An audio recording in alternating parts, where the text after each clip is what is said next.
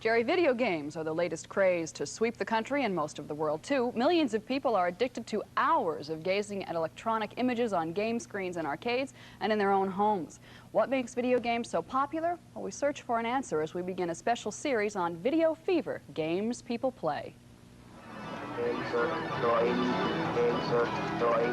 It is a cacophony of sounds from a symphony of electronics.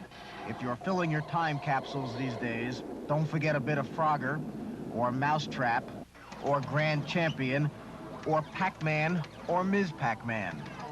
They are video games. They are as American, well, as international as war. We've got that too.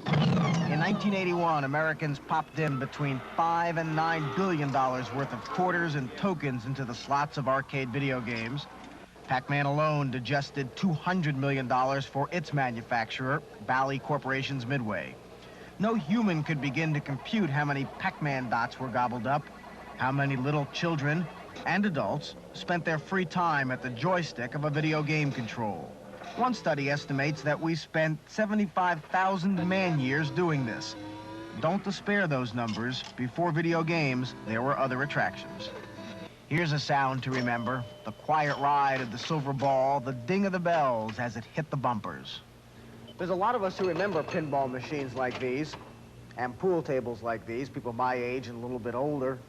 I spent a lot of time during the summer playing a pinball machine like this. And I remember the one thing about pinball machines is the score. You could always get it up to about 99,999 before it rotated back to zero. Now with electronic games, you can go to 1 million or 2 million or 9,999,999.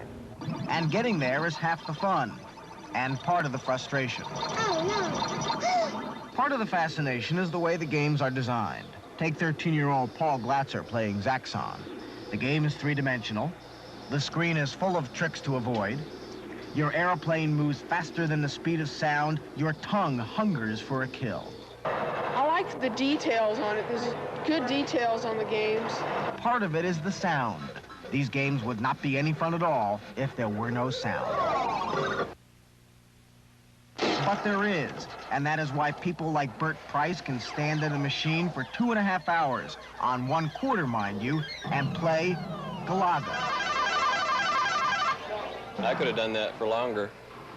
Just I lost all my ships. While we attack... The United Way kicked off an... Well, video games fever has prompted a number of businesses to try to cash in on that billion-dollar craze. Book publishers and even movie producers are trying to make video games pay off for them.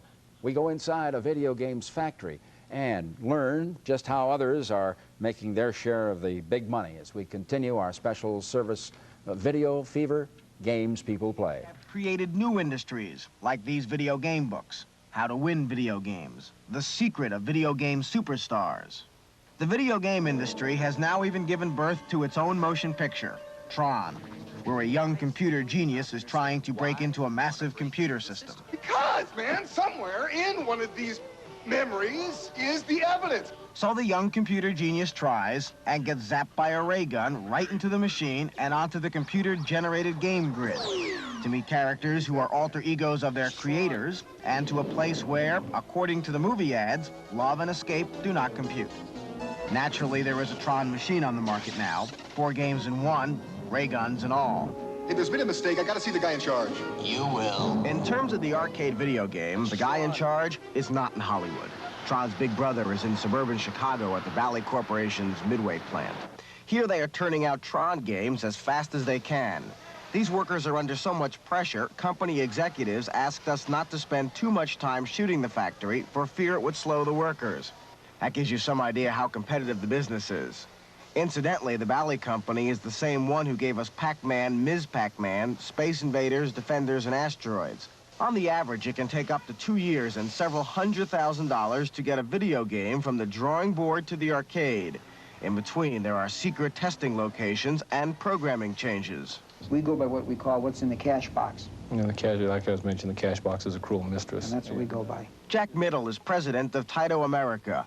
This is a company that first had Space Invaders until it sold the license to Bally. Sometimes this can get a little confusing. Taito let us videotape in a room called Deep Engineering. Without being overdramatic about the whole thing, this is the most secure room in the plant. This is where the game gets its life and personality from computer programmers. Because of the fierce competition among video game companies, Taito requested we do not use last names. But Rex is working with Mark on a new game called Toasters and Chainsaws. Mark is computing what will appear on the screen. Rex is using a computer to synthesize the sound you will hear when the game hits the arcades. It is hours and hours of hard work, often tedious for the company, not very rewarding until the Most popular pastimes in the country right now, but will this popularity last is the question. Well, the makers of video games are gambling that it will, as we see in this part of our special series on Video Fever, the games people play. Electronics is changing so rapidly. And with each change in electronics, it brings something new. So this is not a passing fad. What is a fad is the kind of games that people like to play. Sometimes cute games are in, sometimes war games are in. War games are very big right now. There is so much at stake, there is so much money to be made, that the manufacturers can ill afford to ignore trends in the marketplace. But the trends often change faster than the electronic light of the ray gun, and that makes the risk all that much greater. It makes part of this business dumb luck. Take Space Invaders. It was invented in Japan by Taito, sold in America by Bally. There are about 72,000 Space Invaders from California to New York. Here's another exception, Pac-Man. Where Pac-Man should have lasted 3 or 4 months, it has lasted a year and 7 months. There are 96,000 of these machines on the market. Before a video game is really a video game, it is nothing but a wooden box with a TV screen and a lot of wires in it. This video game would never be a video game if it weren't for these printed circuit boards. This is what gives the video game life and personality. That's what makes it so easy for a company like Taito to call back a game like Grand Champion, reprogram it, maybe even rename it, and put it back on the market to make more money. That's a wise move in a business where the competition for our entertainment dollar is brutal. And it's a very tough dollar. And it's getting tougher. It's not easy. We all want that same buck. So Taito President Jack Middle will roll the dice soon on a game called Toasters and Chainsaws.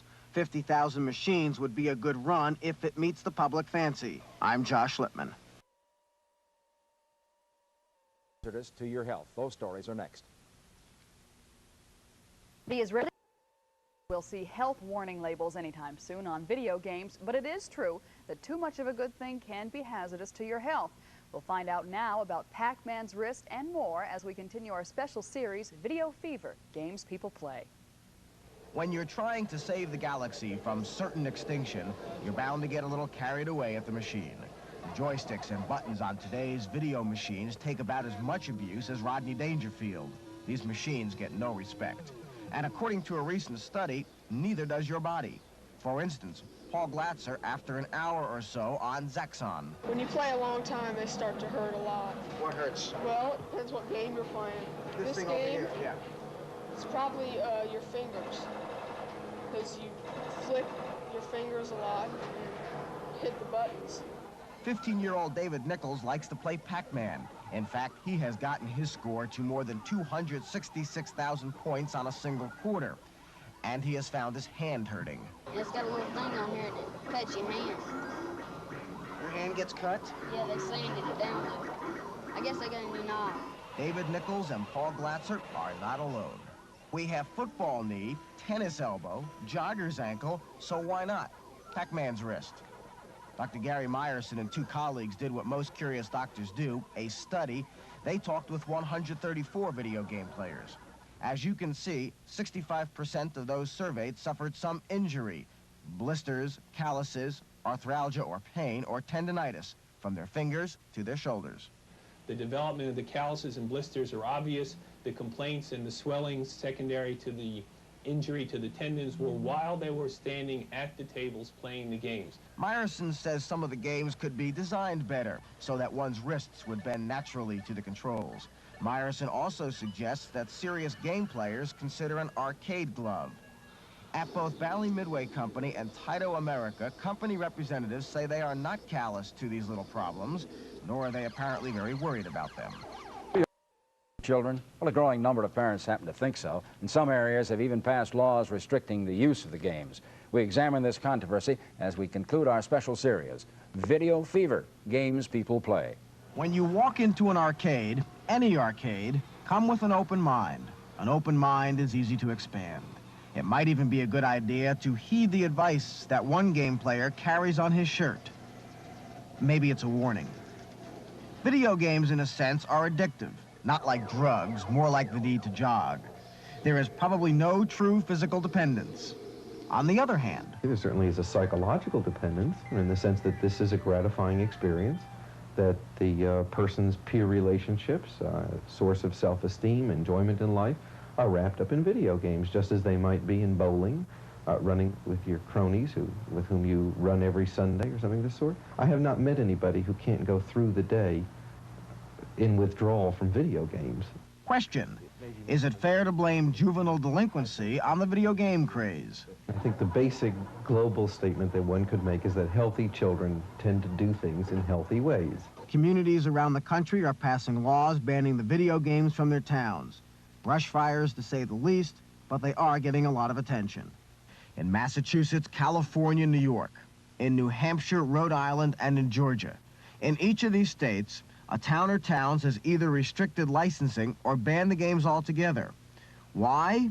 Fear, rumors, tall tales of corruption and evil. Psychiatrist Robert Alpern says if parents worry, they should make a trip to the local arcade and visit. Many children has been an absolute boon.